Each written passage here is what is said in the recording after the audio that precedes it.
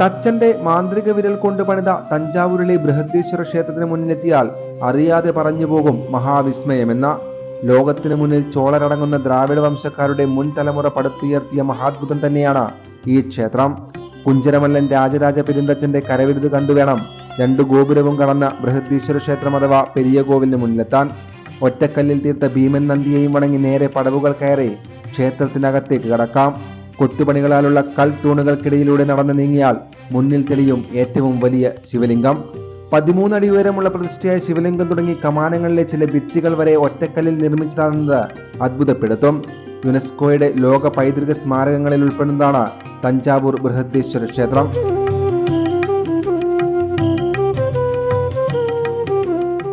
ആയിരം ആനകളെയും 5000 കുതിരകളെയും 1,30,000 പടികാളികളെയും ഉപയോഗിച്ച 1,00,000-ലധികം ടൺ കരിങ്കല്ലുകൾ കൊണ്ട് വർഷങ്ങൾ കൊണ്ട് പൂർത്തിയാക്കിയ ക്ഷേത്രമാണ് ഇതെന്ന് ചരിത്രം പറയുന്നു.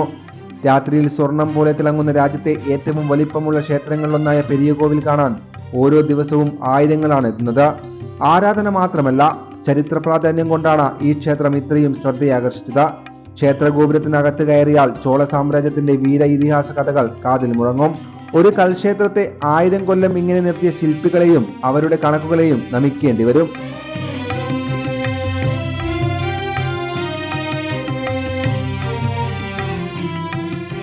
ലോകത്തെ തന്നെ ഏറ്റവും ഉയരം കൂടിയ ക്ഷേത്രങ്ങളിലൊന്നാണ് ബൃഹദീശ്വര ക്ഷേത്രം. എന്നാൽ ഉച്ച സമയത്ത് ഈ ക്ഷേത്രത്തിന്റെ നിഴൽ ഭൂമിയിൽ പതിക്കില്ല. വർഷത്തിൽ ഒരു സമയത്തും നട്ടുച്ചയ്ക്ക് നിഴൽ വീഴാത്ത വിധത്തിലാണ് ഇത് രൂപകൽപ്പന ചെയ്തതെന്ന് പറയപ്പെടുന്നു.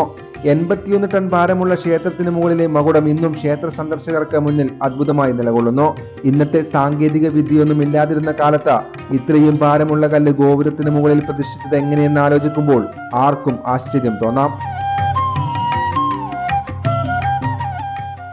ബൃഹദേശ്വര ക്ഷേത്രത്തെ ചുറ്റിവളർന്ന ഒരു നഗരമാണ് തഞ്ചാവൂർ.